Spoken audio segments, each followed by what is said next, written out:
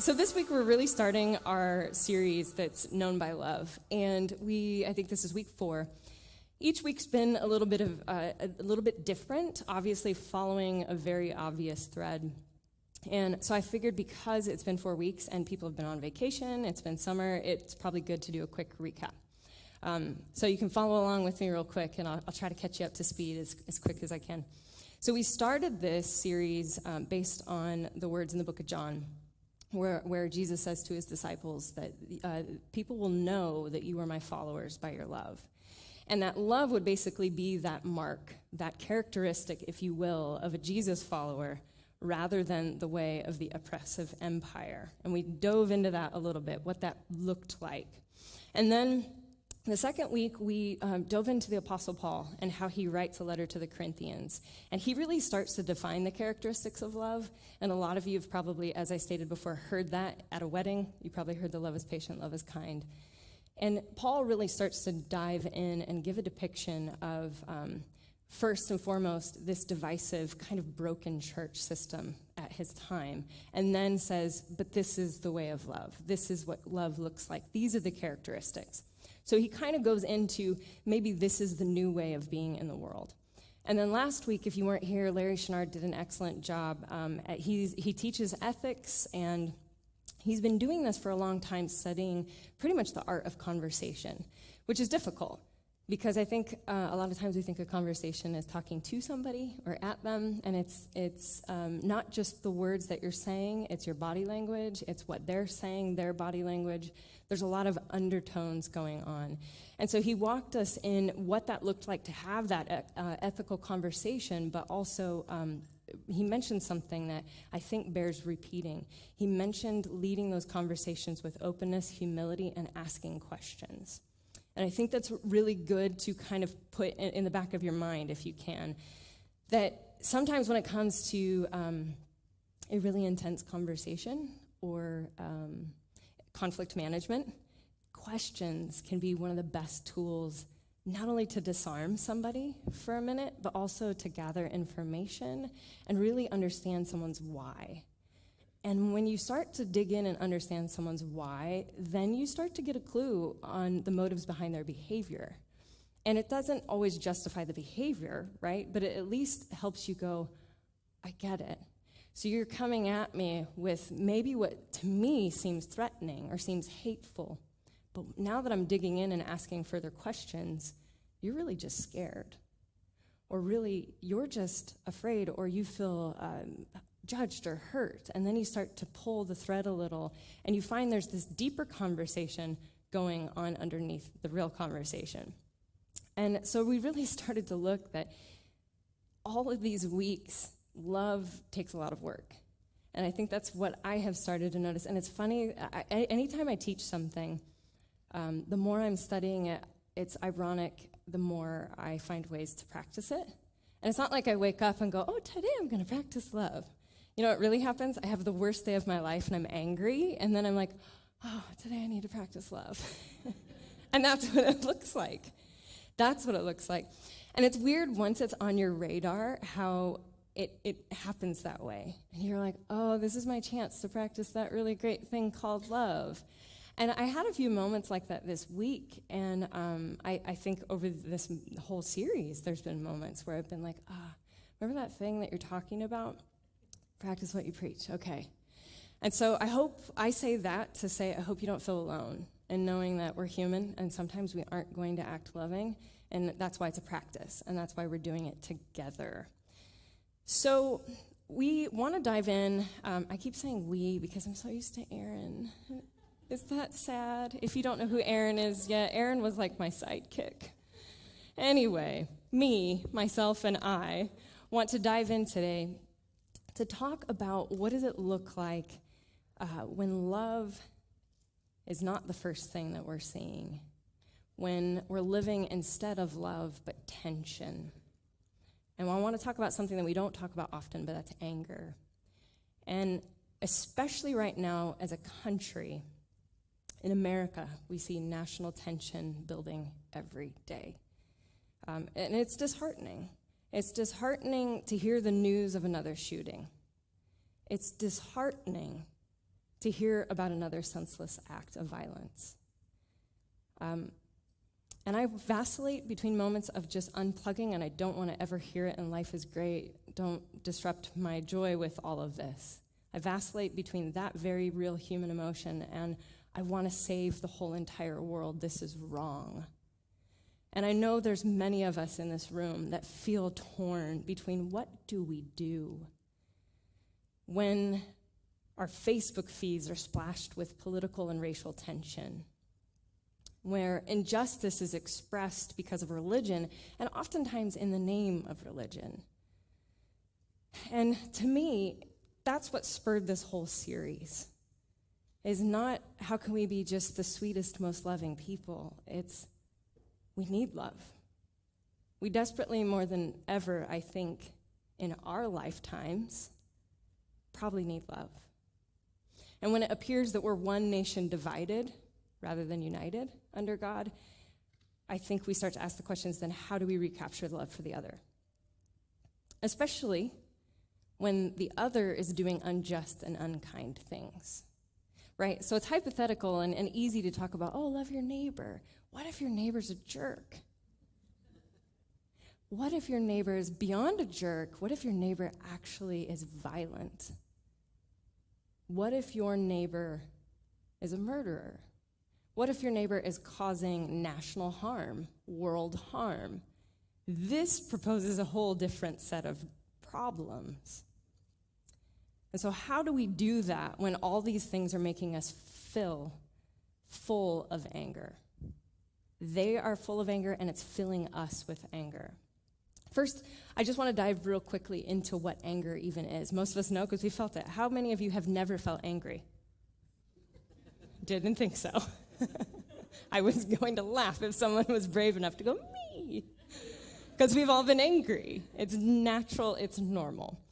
Anger is often called a secondary emotion because there's usually, not always, but there's usually a primary emotion.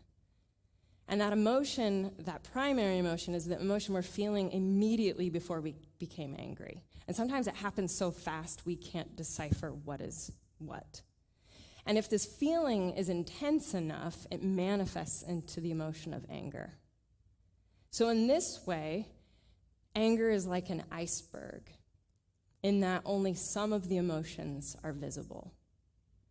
And yet at the deeper core, below, there's thoughts and feelings that exist, the waterline, where no one can see them. And you can't read that. I know some of you are trying to read that. Oh, you can? Someone said it's cute. Isn't it an anger iceberg? I don't think icebergs should be angry. And you see that really what people are seeing is just that tip of the iceberg. When people get angry, that's all we are showing when we get angry, and that's all people are seeing when other people get angry. But really what you don't see is underneath are often feelings of shame, fear, abandonment, embarrassment, grief, worry, hurt. The list goes on, regret. The list goes on and on. And the tip of the iceberg, as I see it, is really more of a symptom to the other 90% of the feelings. Does that make sense? So anger ends up being the symptom, the reaction, but why are we reacting this way? It's usually all these other feelings underneath. And I think for many of us, our anger is really grief. And that is hard. Some of us may be angry in this room at our former institutions of faith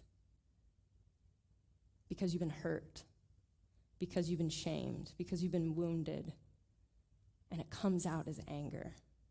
Well, those people, they did this. Oh, I hate those. Can you believe those people? And really, if you dig deep enough, it's grief, hurt, and it's manifesting as anger. Some are mourning the loss of a job. Some are mourning the loss of faith or relationships, marriages. The list goes on. And in that grief manifests anger. And we may even say that we're experiencing grief on a national level. And that's something that I feel very much aware of at this time. That nationally we're grieving the hate that we're seeing in our country. We're grieving this division, mourning the loss of unity, mourning the horrors that we see in the news on almost a daily basis, mourning the injustice we see in our borders. And it becomes grief masked as anger. And we match anger with anger. So while many say hate is the opposite of love, chances are there's something else behind that mask of hate. Fear, shame, grief. And besides not wanting to show our vulnerable emotions, we tend to only show our anger rather than the other 90% of the emotions, because sometimes, I'll be honest, we're not even in touch with those emotions. We're not even sure what we're feeling. And I know some of you have felt that. You just have this outburst of anger and you almost feel embarrassed. Like, why did I just get so angry? Because you're not even sure. And sometimes you can get so busy and so filled with anxiety or stress, you haven't even taken a moment to check in with your own wants and needs. So you don't know until it's too late. I felt like this the other day. I snapped because I was just bombarded with so many things. And then I thought, well, that was crazy. Why did I just feel like I snapped? And my version of snapping is not like, wah! My version of snapping is a very passive-aggressive. I'm so irritated. That was me snapping. And I was frustrated. And I thought, why am I frustrated?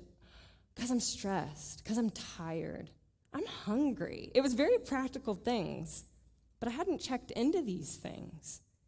And so the signal that shows up is anger. And anger shows up, and it triggers our reptilian brain. We hear about this a lot. Our reptilian brain, that's the part that's geared for survival, just like stress does. It triggers the same part, just like stress. And then this signal alerts us that we're not being treated correctly, or maybe we need to approach things differently. You get mad because you're doing something, and it's not working out quite right. You're building a project, and it falls apart. You get upset. It signals you to go, oh, that doesn't work anymore. Okay, I need to do it this way. Or sometimes anger can even show us that we need something, or maybe that something in our life isn't working correctly. And psychologist Daniel Goleman tells us that anger causes, which is fascinating, the blood to flow to our hands and extremities faster, and it makes it easier for us to strike an enemy or hold a weapon. How weird is our body? That this thing called anger probably has really archaic roots that was used as defense. And it signaled, oh, you are doing something, you're attacking me, I now have all this blood flow, give me a weapon, let's go. And it becomes that archaic. And you may say that we're even physiologically hardwired for violence in order to protect ourselves. And so it's hard to talk about love when maybe even our chemical makeup says the opposite. Wait a minute, love? I don't want to love. I want to be violent and angry. And when we're angry, our heart rate, it speeds up and rushes of hormones, including adrenaline, they evade our body and they take over. And some of you even know that flush you feel in your face. You get angry and you feel hot. And I hate that because you can't hide it, especially if you're super pale-skinned like me. Everyone can tell. It's like, oh, Angie's a tomato right now. What's wrong? She's mad. And it really creates this energy. So if we stop and look at it this way, it's creating these endorphins, these hormones, this blood flow, this heart rate. It's creating energy. And this energy can be vigorous enough for us to take action. In this way, you could say that anger has been ingrained in our brain to protect us or to protect others. And if we think about it this way, anger is created to protect the vulnerable, like a primal protection mechanism. So is all anger bad? What about the verse that we read earlier? I think it was week 2, 1 Corinthians 13, where Paul basically says that love is not easily angered. And then he goes on to talk about how love protects. It rejoices in truth. As a matter of fact, let's all read that together to refresh our memory. We see in 1 Corinthians 13, love is patient, love is kind, it does not envy, it does not boast, it is not proud, it does not dishonor others, and it is not self-seeking. It is not easily angered. It keeps no record of wrongs. Love does not delight in evil, but it rejoices in the truth. It always protects, it always trusts, always hopes, always perseveres. So as we explored earlier, love is a verb, and love does. Love is an action. Love does something. Love puts the needs of the others before itself. It leans into humility and into kindness. It practices all things in patience, which can be really hard for some of us. It chooses to forgive. Love chooses the truth and it fervently protects others. Yet if you'll notice, in verse 5, it says, it is not easily angered. Some translations say slow to anger. Now, before you think I'm going to shame you for your anger, I want to pause and notice it never says it never gets angry. Do you see that? It doesn't say love never gets angry. It says love is slow to anger. It's slow to anger. So I find it interesting that this thing called love, it could potentially experience anger. What does that look like?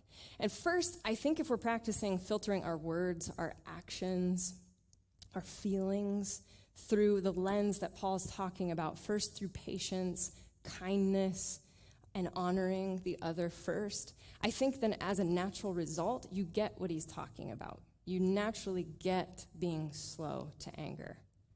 But second, if love vows to protect, which it says, and follow the truth, then we start to get an idea of how love, this perfect love, actually could experience anger. Because when you vow to protect someone or something and you vow to be truthful, there's times where you will feel angry.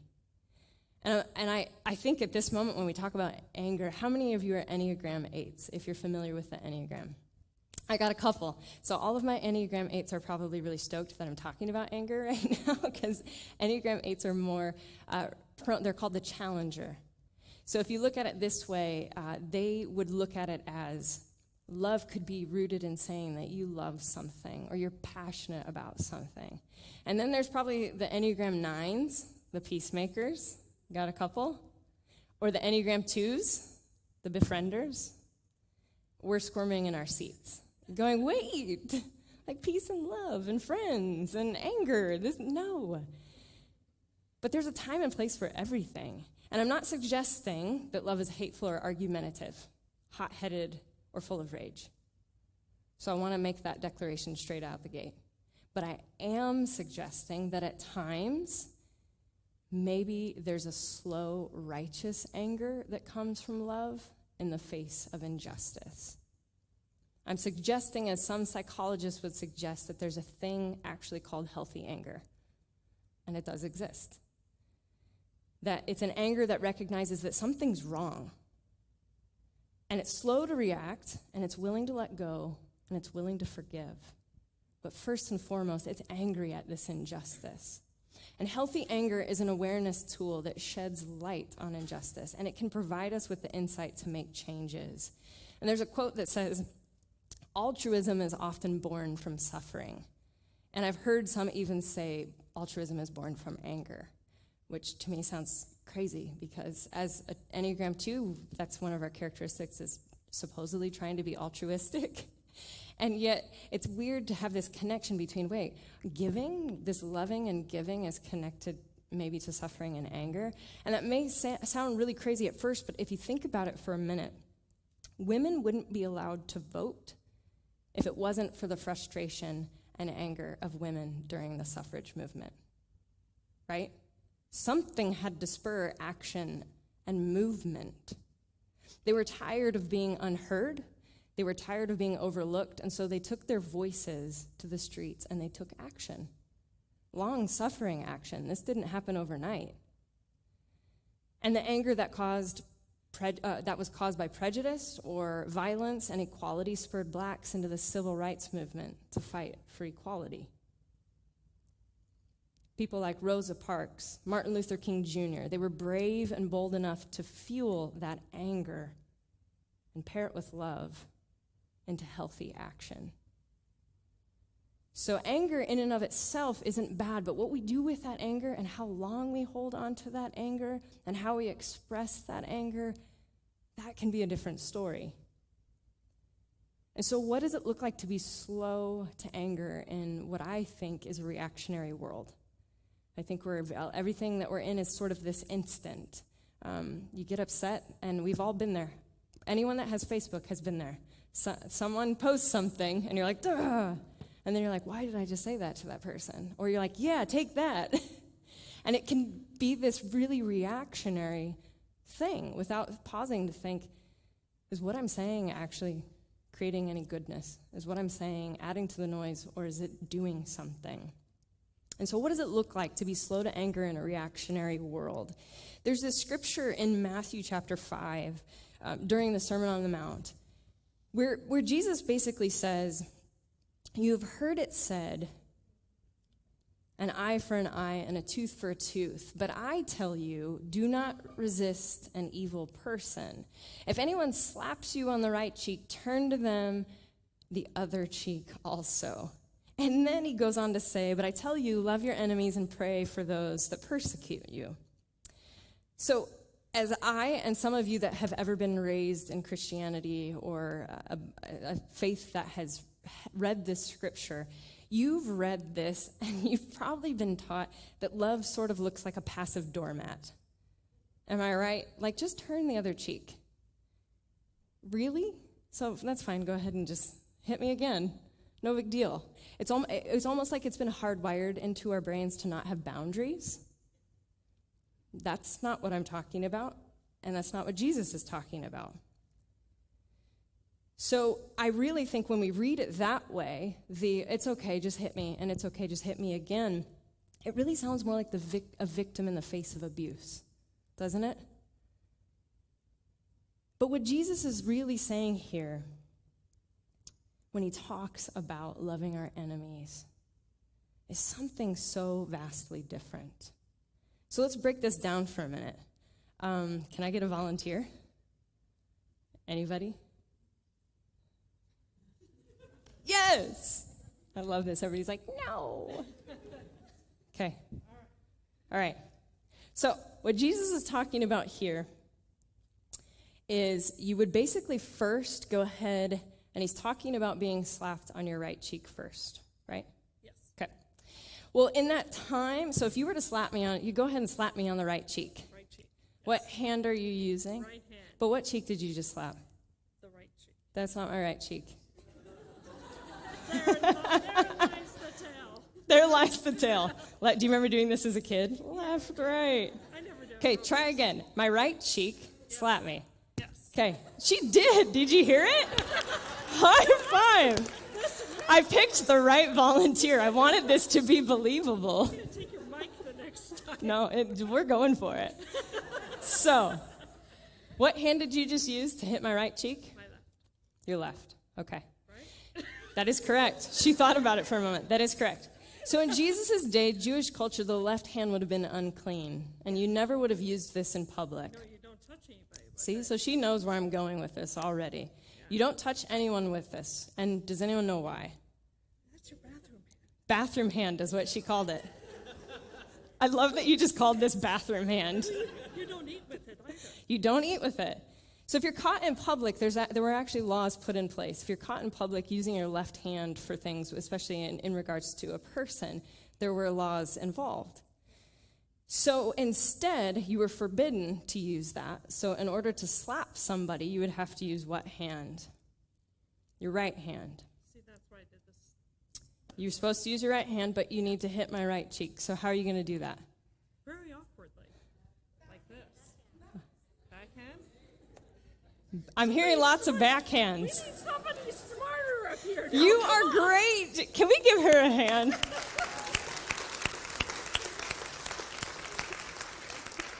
Jen was great. Backhand. So instead, you would be backhanded. Now, a backhand, it still, I think, is very much this way today, but a backhand was something that was more of an insult, a rebuke. Someone who's considered inferior than you. Back then, it would have been your wife. Please don't do that today. I say that joking, but seriously.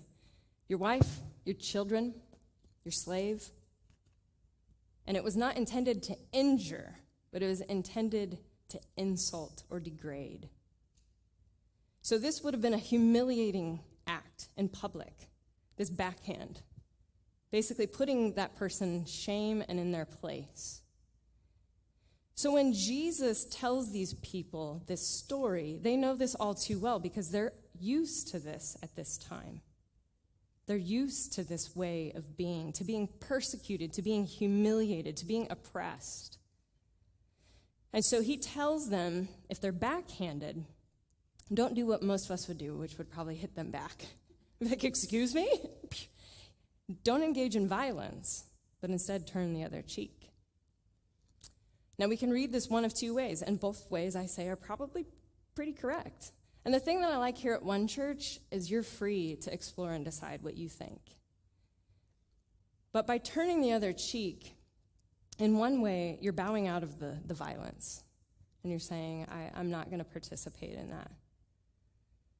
And so in one way, you could read it literally, like, it's fine, go ahead and hit me. But in another way, what you're doing to your oppressor is you're forcing them to use what hand? If I give you my left cheek, and they can't use, should we do a demonstration again? Jesus are good. So if I give you my left cheek, and you can't use your left hand, you're now forced to hit me, but you can't backhand me. Does that make sense visually? Because now it's the opposite cheek. It's now not going this way. It's now going this way. You're forcing someone to hit someone dead on or a fist, which is only held for equals. Only your equal would you hit with an open palm or with a fist. So what I like about Jesus, this is why I think Jesus is so cool so many times. Because not only does he have this awesome message of love, but he's also kind of funny. Because in a way he's saying, now by turning the other cheek, you're kind of, if you will, you're making a backhanded joke. Got my puns today. You're making a joke to them in a way. And you're not only making a joke, you're making a declaration. You're taking a stand. Because by turning the other cheek, you're not only choosing the way of nonviolence, but you're also saying, now you have to hit me like an equal. I'm not going to just sit here and lie like a dog. You have to if you're going to treat me with violence, at least do it like we're equal human beings. And so by turning the other cheek, you've now forced your oppressor to use that right hand in an equal slap, which was only reserved for equal kind, which in a way is really stating, and I know this sounds foreign because we don't do this now, but in a way it's stating, I am a human being just like you. I am a human being just like you. I refuse to be humiliated any longer. I'm your equal, and I won't take it anymore. And it's taking a stand without engaging in that violence again. Now, some of you I know are probably going, yeah, but I bet they then got the crap beat out of them. Maybe they did. And I know that, because I know some are like, Angie, that's not realistic. It's possible. But he's talking about making this statement, this third way, saying, I am not going to choose what you're doing, and I'm going to choose something else. There's a quote by Roy H. Williams that says, turning the other cheek isn't submissive, it's defiant. It's defiant. And I can't read that quote and hear those words of Jesus talking about turning the other cheek without thinking again of MLK and all those who joined in that nonviolent movement. In his book, Where Do We Go From Here, Chaos or Community, MLK writes so eloquently this quote: the ultimate weakness of violence is that it is a descending spiral, begetting the very thing it seeks to destroy. Listen to this. Instead of diminishing evil, it multiplies it. Through violence, you may murder the liar, but you cannot murder the lie, nor establish the truth. Through violence, you may murder the hater, but you do not murder hate. In fact, violence merely increases hate. And so it goes. Returning violence for violence multiplies violence, adding deeper darkness to a night already devoid of stars. Darkness cannot drive out darkness, and many of you know this part. Only light can do that. Hate cannot drive out hate. Only love can do that. What an eloquent speaker and writer and preacher MLK was. And I have a feeling that Jesus and MLK knew a bit about living in a divisive and polarized time. And sometimes we forget we're in our world and we think that this is a unique situation that we're in our country. And maybe it is, because this is the first time we are on this planet in this body as this person, and we have certain people in play in this country that are in that body and that person, and we have different people opposing, but at the end, this is a narrative that's been repeated through history often. And I really can see in both Jesus and MLK this story, the same story. And so they were used to seeing only two options, a fight or flight option. Join in the fight, be full of rage, or walk away and be passive. And I think a lot of us see that today too, right? It's why most of us feel totally immobilized. We're like, do we just get angry and just start yelling at people, or do we not do anything because I'm so overwhelmed and I don't know what to do? Yes, we've done them both. And it's hard to step into this third way that's holding this tension that says, I don't want to be full of revenge, but I don't want to back down and surrender. And so they chose, both Jesus and MLK, they choose this third way. One that stood their ground, one that asserted their own human dignity and the dignity of others. They chose creative alternatives to violence, and that's hard. Because this shows creativity sometimes causes you to brainstorm, think outside the box. So maybe some of the ways we've been doing things, we can't do them that way anymore. It's not working. So we get together, and what do? If you've ever done anything creatively, you get together and you talk and you have conversations and you brainstorm and you go, how can we solve this? How can we do this differently? How can we do this differently? And I think that shows we need each other. We need more than our own strength and our own energy. We really need each other to say collectively, what can we do creatively here to rise above this narrative, which is telling the same story? It's either I'm passive, I don't care, or I'm overwhelmed. I shouldn't say I don't care. There's many, it's just I'm overwhelmed, or I'm enraged. I'm so angry. And in the words of MLK, when you rise to the level of love, of its great beauty and power, you seek only to defend evil systems. Individuals who happen to be caught up in that system you love, but you seek to defeat the system. That's good. And this is something I would like us all to remember, and I'm preaching to the choir. That person that gets caught up in the system, we love that person. But we don't stand for this system and the way things are run. And in order to do something different, and we explored this in the first and second week, that in order to do something different, you have to mirror a different way of being. So if we don't want anger, and we are using violence a lot in these scriptures and in these words, but instead if we want to replace it with anger, if we want to replace it with frustration, rage, all of these things, hate, bullying. If we want to stop that flow, we have to choose to do something different. We have to choose to start telling a different narrative, one that's louder, one that's stronger, one that stays and it's strong and it says, I'm going to stay here with my brother and my sister and stand up for them. And this is hard for me, as I said, the Enneagram 2, who's right along with my 9s that are peaceful. I want to just be like, can we all just get along in love? So the love series, that'll come so easy to me. Love. This is a different kind of love. This is a kind of love that's not, as I mentioned before, it's not passive, it's active. It requires us doing. And I know it's hard because we feel intimidated and we don't know where to start, but I'm hoping that this conversation would spark a conversation. And I'm talking on our Facebook group. We have a Facebook community. By the way, if you're not a part of it, you can search for the One Church online community. You can join our group, be a part of our discussions. I'm hoping that over dinner at each other's houses, maybe even tonight as we go out, we can have these conversations that at least would stop turning a blind eye and feeling overwhelmed, or would then recognize this rage that we're feeling actually is maybe grief, or maybe we're disappointed or we're upset at how things are going, and it would funnel it into doing something. And that we can partner up with and pair with one another into doing something as a community. At this time, I'd like to invite the worship team to come up.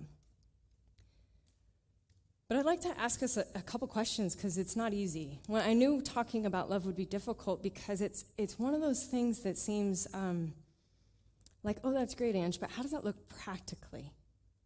How does that look practically? Especially, and I know that I've been talking a lot more on a national level, a broader level, but we also see this on a personal level, and it's hard. How do you encounter this on a personal level? When you're dealing with conflict or anger in a relationship, it could be your spouse, it could be your family members. And I think that some of these still apply. Standing your ground, sticking up for who you are, expressing why you're angry. And that's hard because that requires us to be in tune with our bodies and know why we're angry. So are we able to love those? This is a tough one. Are we able to love those who are caught up in the system?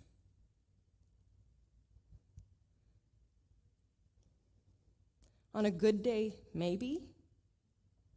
Are we able to love those caught up in the system?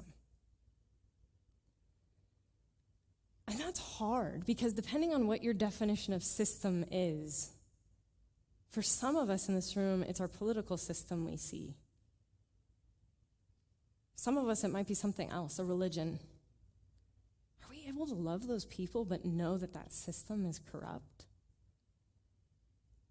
That's the way of love, and that's why love is so hard.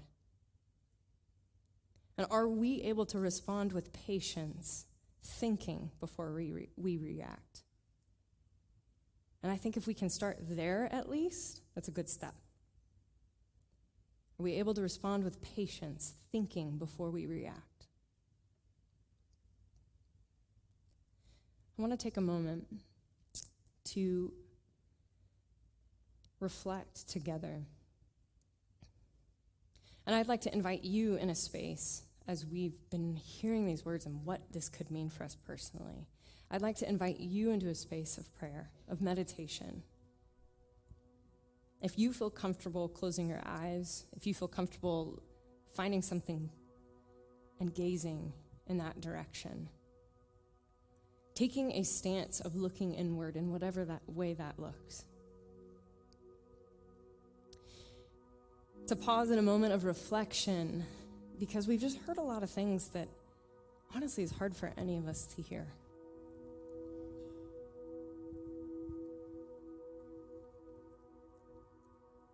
This love, this beautiful love, is a gift, and yet there's a lot of things about this agape love that I talked about earlier that's hard to do. It's this other kind of love that we strive for that maybe doesn't come so naturally as humans.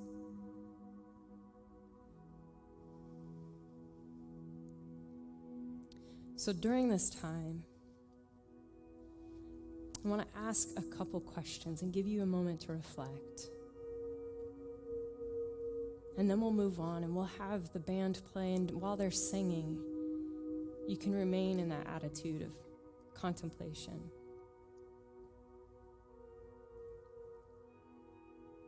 That in thinking of your own life,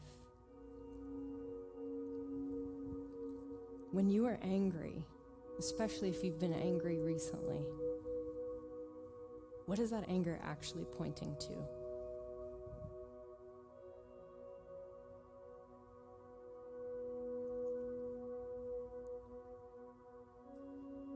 Is that anger a sign that you're stressed You're anxious. You're overworked. You're tired. Maybe you're not making enough money and you're trying to make ends meet.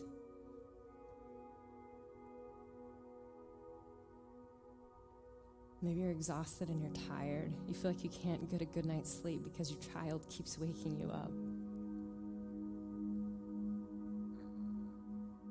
Maybe you're facing family conflict or the loss of a loved one or whatever it is.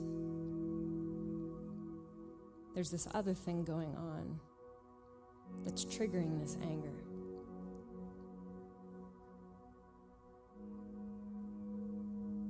And this week,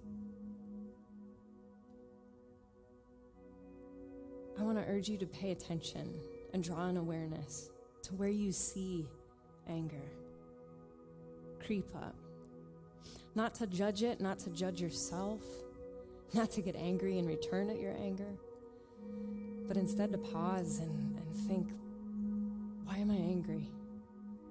What is the thing behind the thing? And how can I articulate this in a way that would honor the other as well as myself? How can I articulate this in a way that would get my needs met, but not at the expense of another? And when we talk about this righteous anger that gets angry at the injustice that we see, I also want to pause and have us reflect. Who do you know that needs your protection? What person in your life, what people group, what nationality,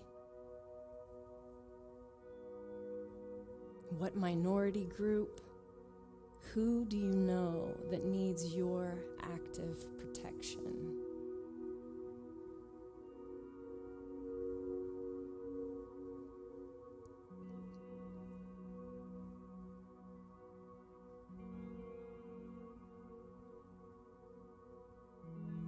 And who do you know, what people group, can you actively convey hope to?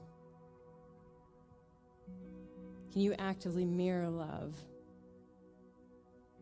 where hatred may otherwise be found?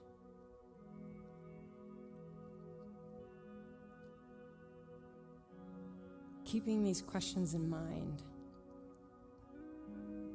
I want to invite us into a week of a contemplative practice, of thinking